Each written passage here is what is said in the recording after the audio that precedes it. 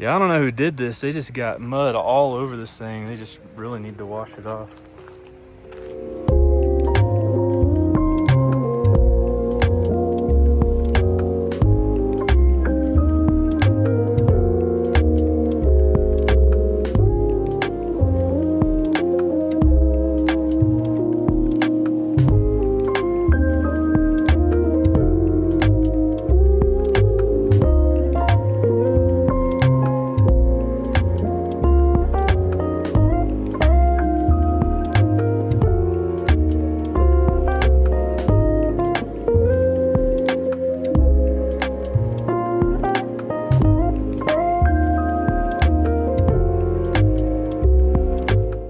Well, hey guys, we made it to the summit of Cinnamon Pass.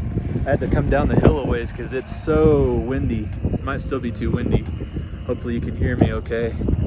But yeah, it's insanely windy up top, way too windy for the drone, and way too windy to try and talk, while we're up there. So anyway, it's a bit chilly up here. We had to kind of book it up here from Silverton, and probably not going to be here too long and then head back down. We're going to try and stop at American Basin, maybe, if we have time, but we got to get back by 5 o'clock. So it'll just depend on how far we get in a short amount of time.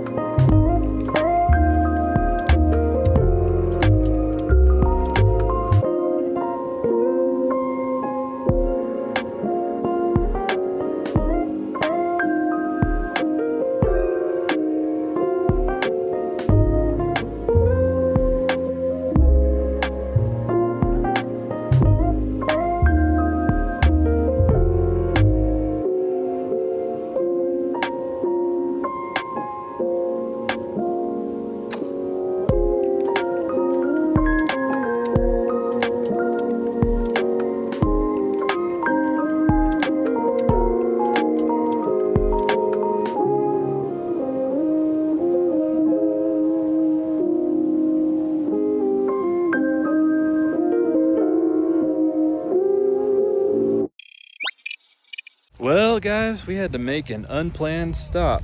And when I say unplanned stop, I mean we had an injury to one of our side-by-sides. There's this really bad spot over here on Cinnamon Pass where you go down, it's like rock. And then on the other side, there's like a little dip and another rock. And when we went down, it wasn't mine, the one I was in, but the side-by-side behind us, it went down, and for some reason it like just snapped one of the A-arms. So we're having to sit here a while. Nathan went ahead on his because his has to be taken back by 5. So ours don't have to be back till 7, but in any case, they're gonna have to send a rescue to come get it because it's beyond all hope. There's nothing we can do ourselves to get it down the road. So yeah, these side-by-sides, when you rent one, they have a satellite tracker on them, and it has 2 options on it. So like if you have a medical emergency, there's a button you can push that they'll send EMS to your location, but it also has a button you can push that's like a distress for the vehicle itself. So we push that button and it alerts the rental company, and they have contact with a rescue service that they can send to come up here and retrieve the side-by-side. So that's just kind of what we're doing now. It's just a waiting game until whoever that is, till they can make it up this way. Well, I'd say she's cooked.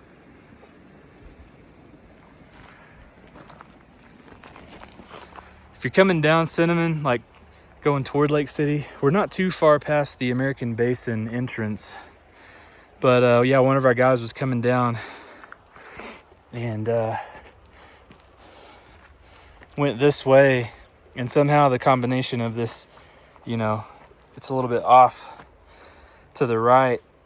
When he came back down on the other side, the tire hit like right in here. You can kind of see where these broken rocks are, and it just snapped that A-arm. So it's just kind of a bad little spot right there. Yeah, it's a pretty gnarly spot, because even over here on this side, that's pretty sharp right there. But then right here you can see where the ball bearings went out. Ball bearings and grease. So if you're coming through here, definitely watch this spot. I keep trying to walk down the trail a ways, because there's like tons of flies and bugs and stuff that's just like flying around my face, like trying to go in my nose and in my ears. So I tried to walk down the trail a ways to get away from that, but they just keep following me. So I don't know. I'm either too sweet or too stinky, one or the other. My money's on the second one. A few moments later. Well, it's been about 30 minutes of standing around talking, hanging out. I decided to just walk a little ways again, but this time I'm going in the opposite direction. And the bugs are still following me, so you can probably see them flying around my face as we speak. But yeah, didn't picture the video going this way, but you know, it happens sometimes. You can't plan every moment, and you can't be prepared for every single thing. All you got to do is do your best and hope for the best. No one was injured, so that's the most important thing. But the younger guys are over there inventing new games while we're waiting around. So they're playing hacky sack with a rock right now. You got to keep yourself entertained out here with no access to the internet and where your electronics don't work. So do what you got to do. What am I doing? Oh, you know, just out here checking out flowers. I'm a sucker for some good wildflowers. I'm not really sure what these things are. If you guys are still watching this, you know what these are, let me know in the comments. They're cool looking, but they're like growing out of the rocks almost. It's tiny little buds. I don't know what they are.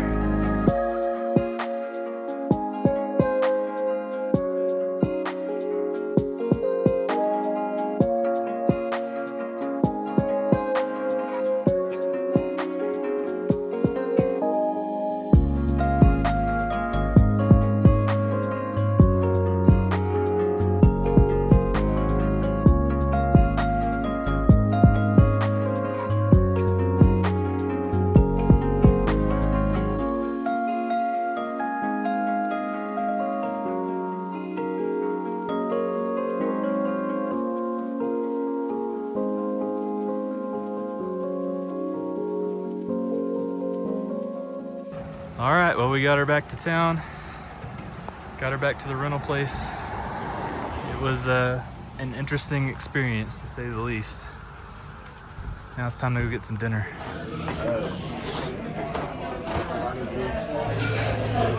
1 million, zillion, jillion, dillion, cotillion times later. I told them in 2019 that this wouldn't last. That the ink that's in these wouldn't stay.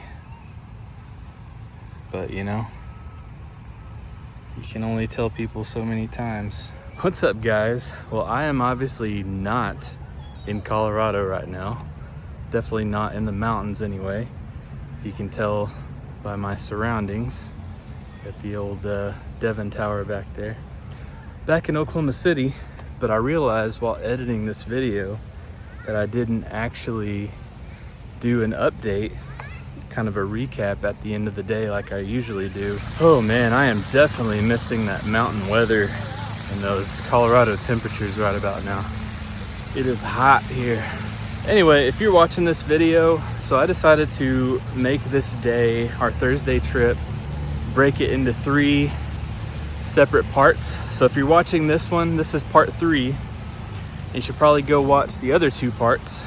So yeah, we left early that morning from our cabin, which was between South Fork and Creed, and we drove straight over to Lake City, and we got our rentals.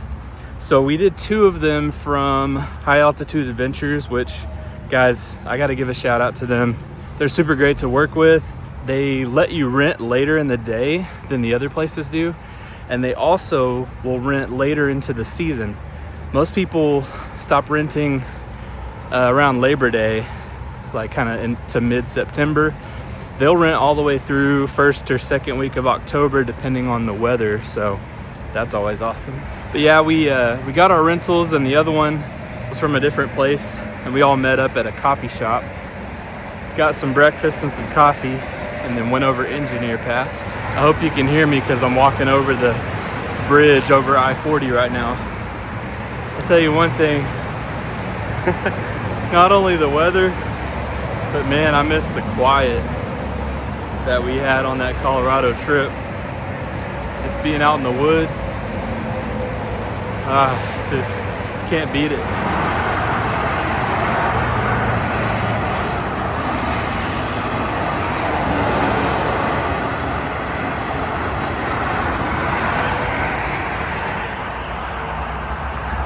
So now we get to listen to the scintillating sounds of semis mixed with cicadas.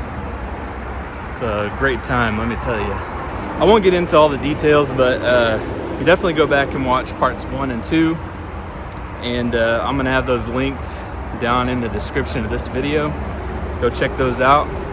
But so part 1 was basically just us leaving, going through Creed, Lake City, getting the rentals, going up Engineer, and then part 1 kind of ends when we're on top of Engineer. So great views. It was a great time. I got to finally do drone footage on the top of Engineer. Never have been able to before because of wind or weather, you know, all that good stuff. And part 2 was us leaving Engineer, going down toward Animas Forks. And we decided to go by Animas Forks the first time, go straight to Silverton, because we were trying to see the train come in. And you'll just have to go watch that video. Like I said, I've got part 1 and part 2. They're gonna be linked in the description below, so you can go check those out. But from there, we were in Silverton for a little bit, and then we headed back toward Animas Forks, over toward Cinnamon Pass. That's where that episode ended. That's where this one picked up. But what I wanted to talk about is what happened, you know, after, because I ended the footage out there with us getting back to the rental place with the the side-by-side, you know, on the trailer, which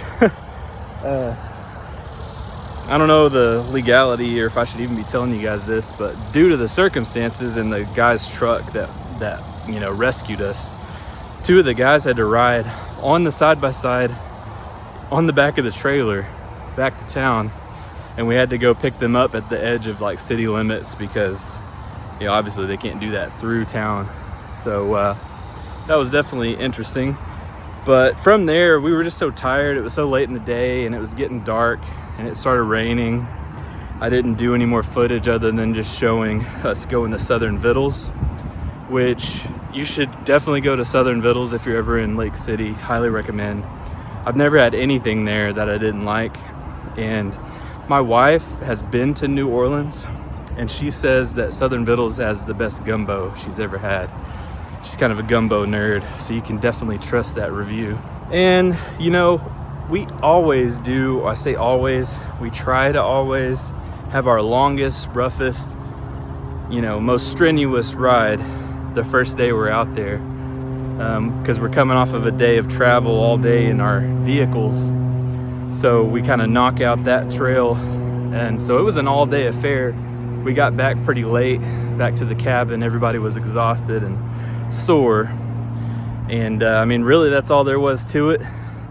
I think we did a little bit of stargazing that night, which was pretty awesome. If you've never done stargazing, up in the mountains in Colorado where there's like no light pollution. It's just, words can't even describe how awesome it is. Well, y'all, that pretty much wraps it up for this video. Like I said, I just wanted to do a little recap since I kind of left everybody hanging. And I'm back here in Oklahoma, back in the heat. To be fair, I think it's only gotten to 100 degrees one day this whole summer so far, which is a blessing, because normally, I mean, we had a summer a few years ago where we had 100 consecutive days of reaching 100 degrees. So normally in August, you can pretty much bet on a 100-degree day. So the fact that it's like just been getting to like 96 to 98 is a blessing, but I sure do miss those Colorado temperatures. Once again, thanks for watching the video. Thanks for following all of my autistic ramblings. Appreciate you guys sticking around this long in the video. I do have more videos from this trip coming up, so stay tuned for those. But yeah, thanks for watching. We'll see you in the next one.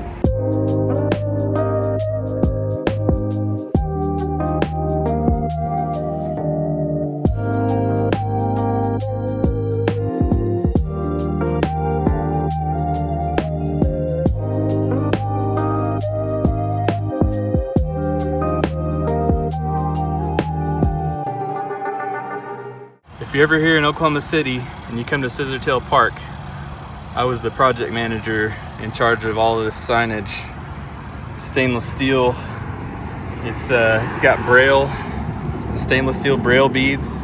This is actually it's acid etched, so it's actually, if you run your finger over it, it's sunken in to the stainless there, and then it's ink filled, infilled ink. So yep, built these 2019 and installed them. It was my project. I noticed that a lot of them are gone.